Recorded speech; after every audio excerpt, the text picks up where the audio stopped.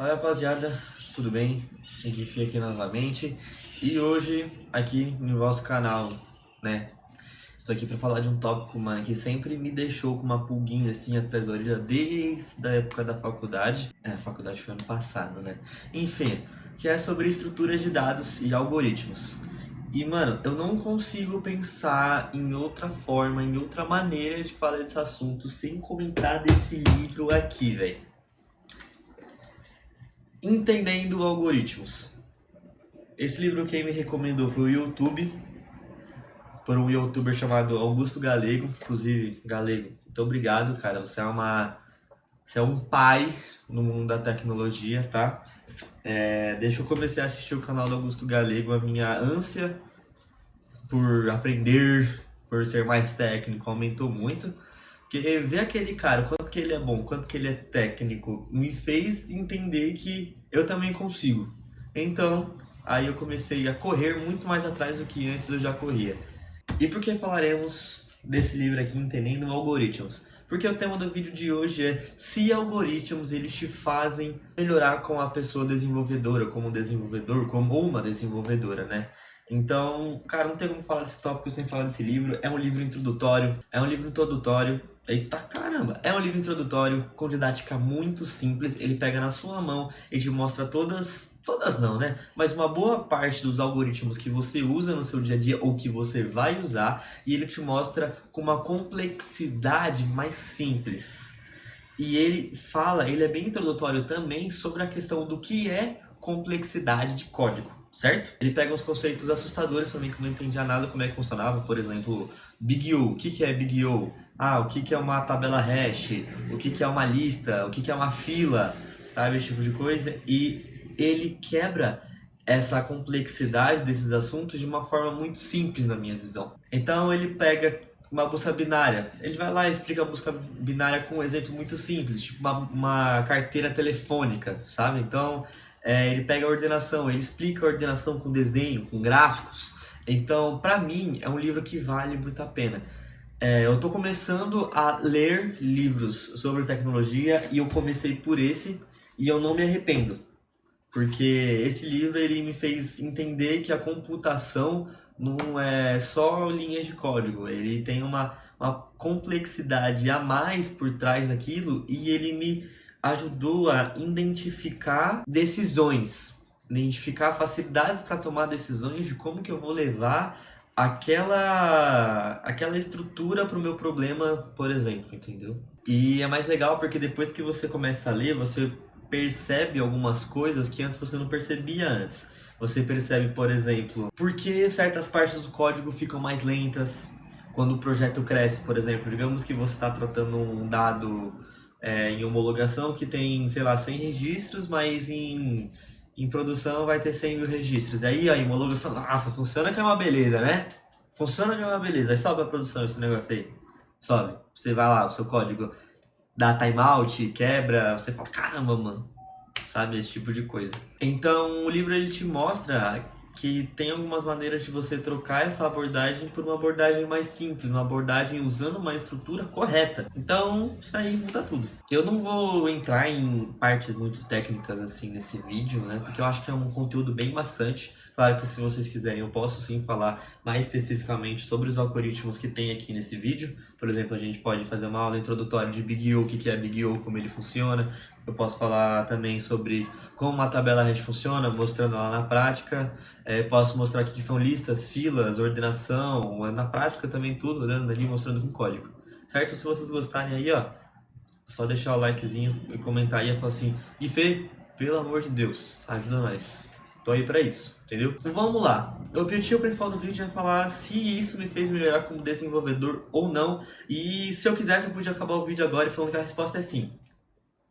Aí já podia acabar o vídeo aqui agora, certo? Mas claramente eu vou falar mais a técnico o porquê esse livro me fez melhorar como desenvolvedor. Porque é aquilo que eu comentei anteriormente. Você para de programar só no modo funcionou e você começa a programar no modo funcionou bem, sabe?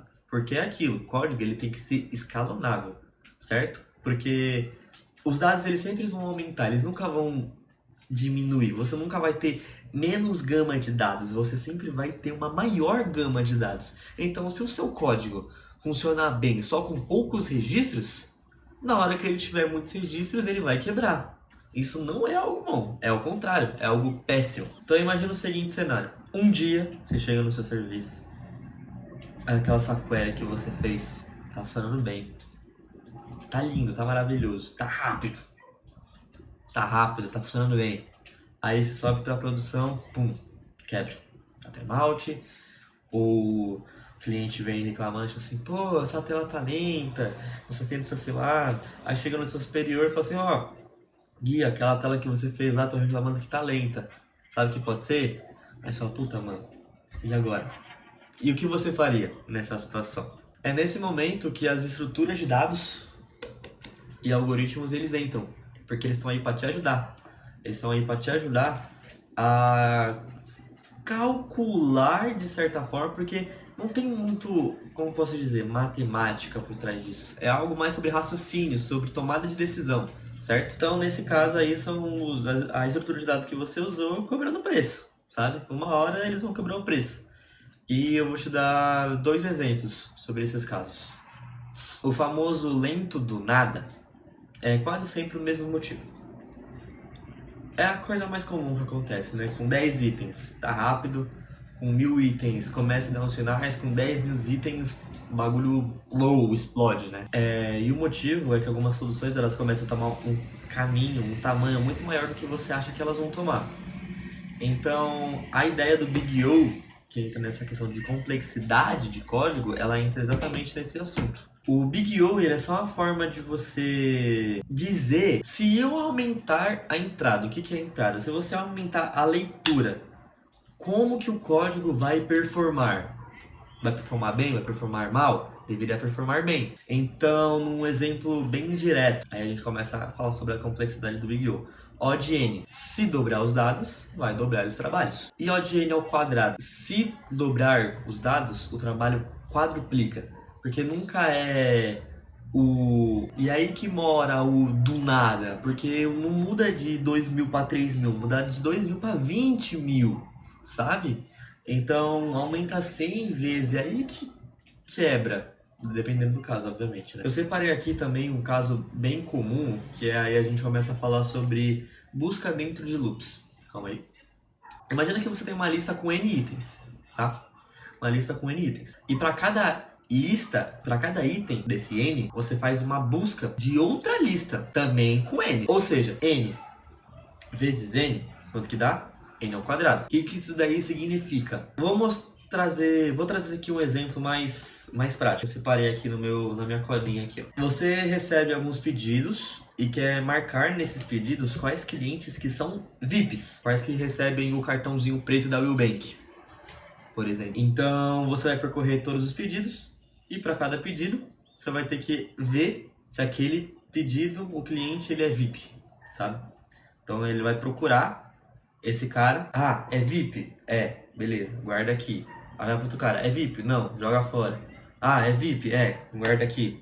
Entendeu? Então, se o VIP ele tiver uma lista, a busca vai ser O de 1. Se o VIP tiver na lista, procurar eles pode ser O de N, por conta da entrada. Você não sabe o tamanho da lista. Mas se o VIP ele tiver, aí que entra esse cara.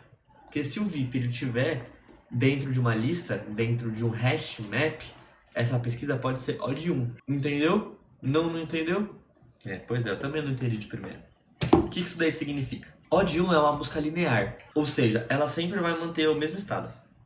Ela é uma busca reta, vai manter a mesma ali. O de n é aquilo, quanto maior a entrada, maior o trabalho, certo? Aí o de 1 é aí que a gente usa o hash map, porque é muito mais fácil você buscar um cliente por um ID, por exemplo, sabe? Ah, eu quero pegar tal cliente, o ID dele é esse, pronto, o de 1 achei rapidão.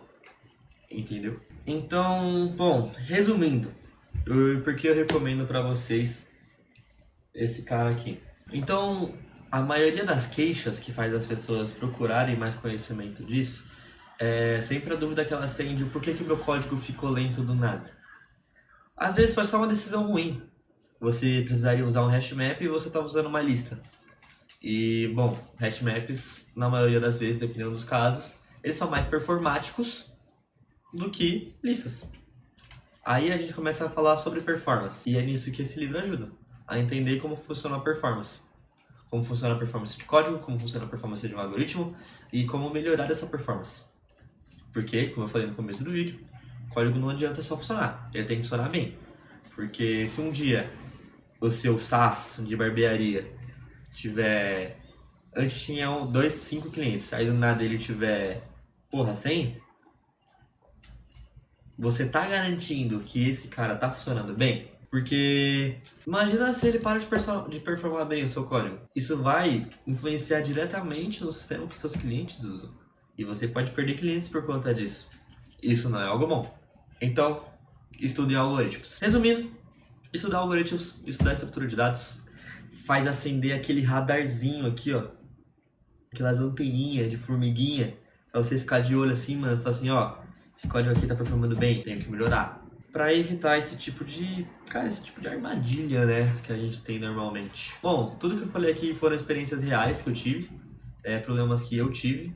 Então, isso aqui é mais pra contar da minha experiência e por que eu fui atrás desse carinha aqui pra ver se ele me ajudava. No começo, mano, eu li isso daqui, cara, eu falava, mano, mas que porra é essa? Pra quê? Eu não vou escrever essas coisas no meu código, mano. Isso é verdade, na maioria das vezes você não escreve esse tipo de coisa, né? Mas, tá aqui. Peguei aqui um outro exemplo aqui, ó, de tabela hash para construir índices invertidos.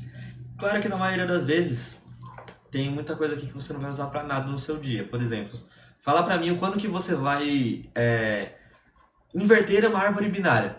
Não vai. Não vai. Mas pra quem gosta, isso aqui é interessante pra caramba.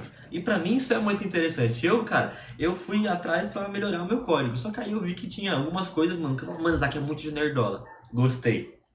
Entendeu?